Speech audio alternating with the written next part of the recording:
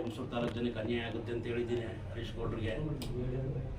ನಾನು ಒಬ್ಬ ಜವಾಬ್ದಾರಿಯುತವಾಗಿ ನಡ್ಕೊತಾ ಇದ್ದೀನಿ. ನೋಡಪ್ಪ ಇದು ಮಾಡ್ತಿರೋದು ತಪ್ಪು, ಇದಕ್ಕೆ ಉದ್ಘಾಟನೆಗೆ ಹೋಗಿರೋದು ತಪ್ಪು ಅಂತಲೂ ಹೇಳಿದ್ದೀನಿ. ಜವಾಬ್ದಾರಿ ನಡೆಯಲ್ವ ಅದು?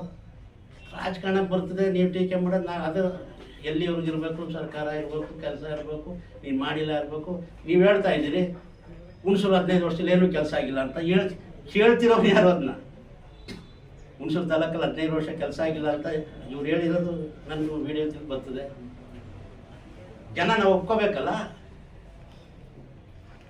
ಜನ ನನ್ನ ಈ ತಾಲೂಕಿನ ಪುಣ್ಯ 2 ವಿಚಾರದಲ್ಲಂತೂ ಯಾವನು ನಮಗೆ ಕಳಂಕವಾಗಿ ಇನ್ನೂ ಮಾತಾಡಿಲ್ಲ.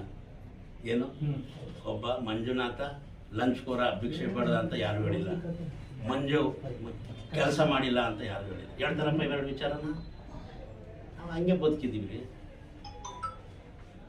ವ್ಯಾಪಾರ ದ್ರೋಹ ಚಿಂತನೆ ಎಲ್ಲ ಯಾರು ವ್ಯಾಪಾರ ಮಾಡೋದು ಹಂಗೆ.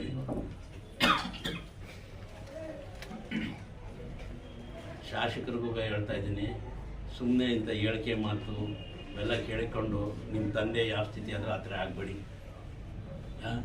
ಈ ಥರ ಒಗಳು ಭಟ್ರನ್ನ ಸುತ್ತ ಇಟ್ಕೊಬಿಟ್ಟು ತಪ್ಪು ಮಾಹಿತಿ ಕೊಟ್ಟು ನಿಮ್ಮನ್ನ ದಾರಿ ತಪ್ಪಿಸ್ತಾ ಇದ್ದಾರೆ.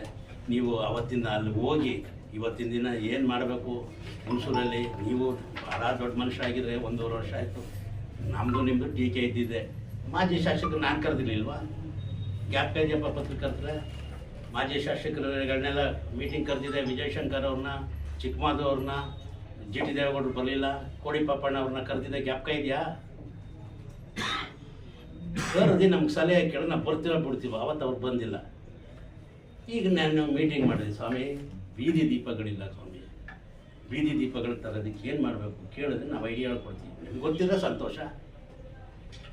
ಬೀದಿ ನಾಯಿಗಳ ಕಾಟ ಏನಾಗಿದೆ, ವ್ಯಾಕ್ಸಿನೇಷನ್ ಇಂಜೆಕ್ಷನ್ ಇಲ್ಲ, ಸರ್ಕಾರ ಬೇಕಾಗಿಲ್ಲ ಅದಕ್ಕೆ ನಾಯಿ ಚುಚ್ಚುಮತ್ತರಕ್ಕೆ. DHO ಇದ್ದಾರೆ, ನೀನೊಬ್ಬ ಜವಾಬ್ದಾರಿ ಶಾಸಕ. ಇನ್ನೇನು ಈಗ ಬೇಸಿಗೆ ಶುರುವಾಗ್ತಾ ಇದೆ, ಏನು ಮುಂಜಾಗ್ರತೆ ಕ್ರಮ ಕೈಗೊಳ್ಳಬೇಕು?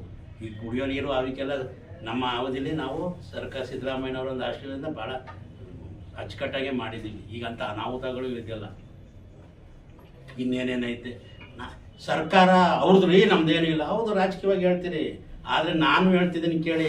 10 ವರ್ಷ BJP ಗೌರ್ಮೆಂಟಲ್ಲಿ ಶಾಸಕನಾಗಿದ್ದು ಕೆಲಸ ಮಾಡಿ ಜೈ ಅನ್ಸ್ಕೊ ಬಂದಿರೋ ನಾನು. ನಿಮಗೆಲ್ಲ ಜ್ಞಾಪಕ ಇದೆಯಾ? ನೀವೇ ಪತ್ರಿಕೆಯಲ್ಲಿ ಹಾಕಿದ್ರಿ. ಬಸವರಾಜ ಬೊಮ್ಮಾಯಿ ಅವರ ಕಾಲು ಮುಟ್ಟಿದೆ ಹುಣಸೂರು ತಾಲೂಕಿನ. ಜ್ಞಾಪಕ ಇದೆಯಪ್ಪ? ನಾನು ಅವತ್ತು ಮುನ್ಸ್ಕೊಂಡು ಕೂತಿದ್ರೆ ಹೋಗ್ಬೇಕು ಇವರು. ನಾನು ಅವ್ರಿಗೆ ಪತ್ರ ಕೊಡಲ್ಲ, ನಾನು ಅವ್ರಿಗೇನು ಕೇಳಲ್ಲ, ಮುಖ್ಯಮಂತ್ರಿಗೂ ನಮಗೂ ಆ ಥರ. ಅಂದರೆ ಹುಣಸೂರು ಜನ ನಿಮಗೆ ಜವಾಬ್ದಾರಿ ಕೆಲಸ ನಡೆಸ್ತೀರಿ ಅಂತ ಹೇಳಿರೋದು. ಹೋಗಿ ಕೇಳಿ, ನೀವು ಯಾರಿಗೂ ಕೇಳೋಕ್ಕಿಲ್ಲ, ಮಾಡೋಕ್ಕಿಲ್ಲ. ಆಮೇಲೆ ಇಲ್ಲದೆ ಇರೋವೆಲ್ಲ ತಪ್ಪು ಕಲ್ಪನೆ. ನಾನು ನಿಮಗೆ ಅದೇ ಹಾಸ್ಪಿಟ್ಲ್ ವಿಚಾರವಾಗಿ ಇದು ಡಿ ದೇವರಾಜರ್ಸು ಭವನವಾಗಿ ಅದು 1,98,00,000 ಬಂದು ಆಗಲೇ 2 ವರ್ಷ ಆಯಿತು. 1 ವರ್ಷ 9 ತಿಂಗಳಾಗಿದೆ. ನೀವು ತಪ್ಪು ಮಾಡಿದ್ರಿ. 3 ಕೋಟಿಗೆ ಎಸ್ಟಿಮೇಟ್ ಯಾರೋ ಬಂದು ಹೇಳಿದ್ರು ಅಂತ ಕೇಳ್ಬಿಟ್ಟು ಹಾಕ್ಬಿಟ್ಟಿದ್ರಿ. ಅದು ಆ ಥರ ಆಗಲ್ಲ. ಅದು ನಾನು ಅದನ್ನು ತಡೆ ಹಿಡಿದು ಇಲ್ಲಪ್ಪ ಫಸ್ಟ್ 198 ಮಾಡಿ ಯುಟಿಲೈಸೇಷನ್ ಸರ್ಟಿಫಿಕೇಟ್ ಕೊಟ್ಟರೆ ಆಮೇಲೆ ಇನ್ನೆಷ್ಟು ಬೇಕು ಹಾಕಬೇಕು. ನನ್ನ ಕಾಲದಲ್ಲೂ 2 ಕೋಟಿ ದಾಟುತ್ತೆ ಅಂತ ಅಂದ್ಬಿಟ್ಟು ಕ್ಯಾಬಿನೆಟ್ಗೆಲ್ಲ ಎತ್ಕೊಂಡು ಹೋಗಿ ಆಟಾಡಿದ್ರು. 198ಕ್ಕೆ ಮಾಡಿ ಅದನ್ನು ಇಲ್ಲಿಗೆ ತಂದಿದ್ದು. ನೀವು ಸಲಹೆ ಕೇಳಿದ್ರೆ ಏನು ಡೆವಲಪ್ಮೆಂಟು ಅಂತ ಕೇಳಿದ್ರೆ ಇದೆಲ್ಲ ಹಿಂಗಲ್ಲ ಹಿಂಗೆ ಅಂತ ಹೇಳಿದ್ರೆ, ಸಾರ್ ಹಿಂಗಂತೆ ಸರ್ ಅಂತ. ಅವರು ಕಾರ್ಯಕರ್ತರು ಅವರೇ ಯಾವ ಕೆಲವು ಲೆಟ್ರ್ಗಳಿಂದ ಅಸಹ್ಯ ಆಗುತ್ತೆ. ಅದು ಏನು ಕೊನೆಯವರೆಗೂ ಓದೋದು ಇಲ್ಲ. ಯಾರೋ ಇಲ್ಲಿ ಓಬಳೇಶ್ ಅಂತ ಇನ್ನೊಬ್ರು ಯಾರೋ ಇದನ್ನು ಕೊಟ್ಟಿರೋ ಲೆಟ್ರನ್ನ 12 ಕೋಟಿ ರೂಪಾಯಿದು, ಇದ್ರ ಬಗ್ಗೆ ನೀವು ಸವಿಸ್ತರವಾದಂಥ ರೆಕಾರ್ಡ್ ಕೊಡಿ ಅಂತ ಹಿಂಗಂದರೆ 12 ಕೋಟಿ ಶಾಂಕ್ಷನ್ ಆಗಿ ತಡೆದ್ಬಿಟ್ರು ಅಂತ. ಶಾಸಕರು ಲೆಟ್ರಿಗೆ ಕೊಡೋಕ್ಕಿಲ್ಲ ಅಂತ ಒಂದು ಕಡೆ ಅಲ್ಲೇ ಹೇಳ್ತಾರೆ, ಒಂದು ಕಡೆ ಅವರೇ ಅಂತಾರೆ ಇಲ್ಲಿ ತಡಿತಾವ್ರೆ ನಾವು ಅಂತ ಒಂದು ಕಡೆ ಅಂತಾರೆ, ಇನ್ನೊಂದು ಕಡೆ ಗ್ಯಾರಂಟಿಗಳಿಂದ ದುಡ್ಡು ಬರ್ತಿಲ್ಲ ಅಂತ ಅಂತಾರೆ. ಯಾವ್ದು ನೀವೇ ನಮ್ಮ ಕಡೆ? ನಮಗೂ ಒಂದು ನೋವಿದೆಯಪ್ಪ. ಈ ತಾಲೂಕು ಜನ ಅವ್ರಿಗೆ ಆಶೀರ್ವಾದ ಮಾಡೋದು ಇಂಥ ಒಂದು ಸುವರ್ಣ ಸಂದರ್ಭದಲ್ಲಿ ನಾವು ಕಳ್ಕೊಂಡು ಕೋಟೆಯಲ್ಲಿ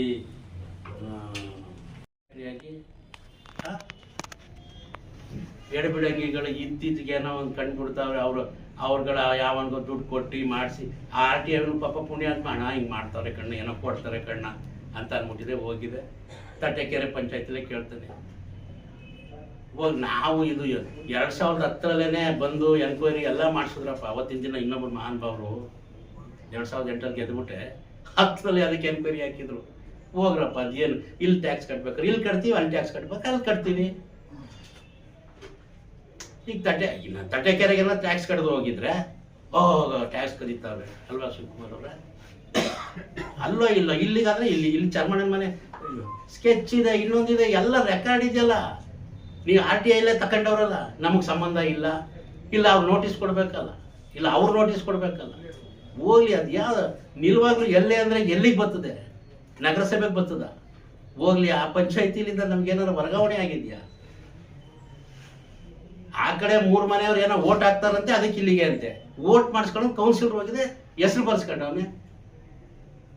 ಸತ್ಯತೆ ತಿಳ್ಕೊಳ್ಳೋದು ಬೇಕಲ್ಲ. ನಾವೇನೋ ಟ್ಯಾಕ್ಸ್ ಅಲ್ಲಿ ಕದ್ರೆ ಇಲ್ಲಿ ಕದ್ರೆ ಪರವಾಗಿಲ್ಲ. ರಿನ್ಯೂವಲ್ ಅಂತ ಕಾನೂನಿದೆ. ನಾನು ಈಗ ಉದಾಹರಣೆಗೆ ಇಲ್ಲಿ ಕುಂತಿರೋ ನಾವೆಲ್ಲ ಟ್ಯಾಕ್ಸ್ ಅಪ್ ಟು ಡೇಟ್ ಇದೀವಾ? ಟ್ಯಾಕ್ಸ್ ಪೆಂಡಿಂಗ್ ಯಾರಿಗೂ ಇಲ್ವಾ? ಇದ್ರೆ ಕಟ್ಟಕ್ಕೆ ಅವಕಾಶ ಇದೆಯಾ ಕಾನೂನಾತ್ಮಕವಾಗಿ?